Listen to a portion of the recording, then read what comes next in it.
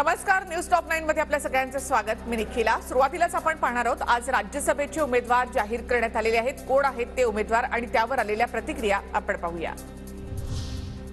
भाजपकडून राज्यसभेसाठी 3 उमेदवार जाहीर। अशोक चव्हाण, मेधा कुलकर्णी आणि डॉक्टर अजित गोपछडे यांच्या नावावर शिक्कामोर्तब। उद्या उमेदवारी अर्ज भरणार।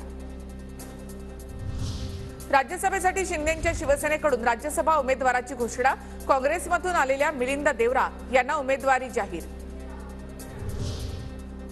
पक्षाने सर्वसामान्य कार्यकर्त्याला संधी दिली। पक्ष आणि नेत्यांचे आभार। आजवर पक्ष संघटनेसाठी केलेल्या कामाचं फळ मिळालं। डॉक्टर अजित गोपछडे यांची पहिली प्रतिक्रिया। विधानसभा निवडणुकीनंतर ना कामापासून ढळले ना पक्षापासून, त्यामुळे पक्षाने संधी दिली। राज्यसभा उमेदवारी जाहीर झाल्यानंतर मेधा कुलकर्णी यांच्याकडून पक्षाचे आभार। राज्यसभेतही पुण्याचे प्रश्न मांडता येतील। पुणे माझं माहेरघर, कुलकर्णी यांची प्रतिक्रिया। माझ्यावर सोपवलेली जबाबदारी मोठी, ती प्रामाणिकतेने पूर्ण करण्याचा प्रयत्न करेन। राज्यसभेची उमेदवारी जाहीर झाल्यानंतर अशोक चव्हाण यांचं ट्विट। पंतप्रधान मोदी, अमित शहा यांच्यासह फडणवीसांचे देखील मानले आभार। चंद्रकांत हांडोरे महाराष्ट्रातून काँग्रेसच्या राज्यसभेचे उमेदवार, तर माझ्यावर विश्वास दाखवणाऱ्या केंद्रीय नेत्यांचे आभार।